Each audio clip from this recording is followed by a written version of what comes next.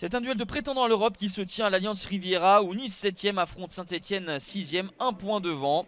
C'est un retour donc à la compétition pour les deux équipes qui ont vu leurs rencontres respectives reportées.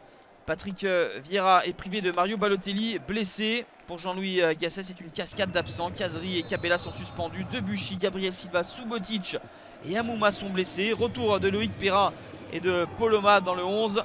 Tout comme Robert Beric en pointe de l'attaque. C'est lui qui se procure la première situation. Le Slovène, c'est capté par Walter Benitez. Réaction des Niçois avec l'ancien Stéphanois Alain Saint-Maximin qui va revenir sur son pied droit et déclencher une frappe puissante. C'est dans le petit filet de Stéphane Ruffier. Les Niçois vont monter en régime au cours de cette première période avec le toujours très offensif latéral algérien Attal qui se débarrasse de Poloma. Il pensait ouvrir le score, le Fennec, mais c'est une superbe claquette de Stéphane Ruffier qui détourne le ballon sur la barre transversale. 0-0 à la pause. Les Niçois ont marqué 8 de leurs 12 buts en deuxième période et ils espèrent faire la différence dans ce deuxième acte face aux hommes de Jean-Louis Gasset. Ce sont les Stéphanois qui se procurent de belles situations. La frappe de Selnès repoussée par le poteau de Benitez et c'est Diony qui a suivi pour son 5e but de la saison. Petit événement, cela faisait 6 matchs et demi que les Niçois n'avaient pas encaissé de but. Et Loïs Diony, opportuniste, est bien présent pour battre Benitez dans un angle fermé.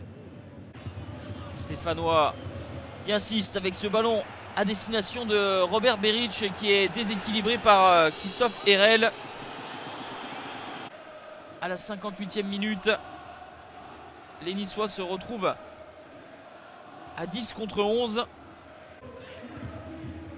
Les Stéphanois ne vont guère profiter de leur supériorité numérique puisque 4 minutes après l'exclusion d'Herel, c'est Yanis Salibur qui écope d'un deuxième carton jaune. Les deux équipes vont donc évoluer à 10 contre 10 pour cette dernière demi-heure.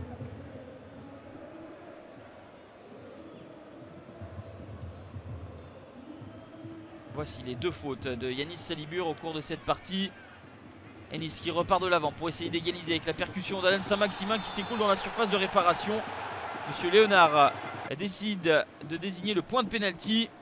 C'est le premier pénalty accordé aux Aiglons depuis le début de la saison. Willian Cyprien face à Stéphane Ruffier.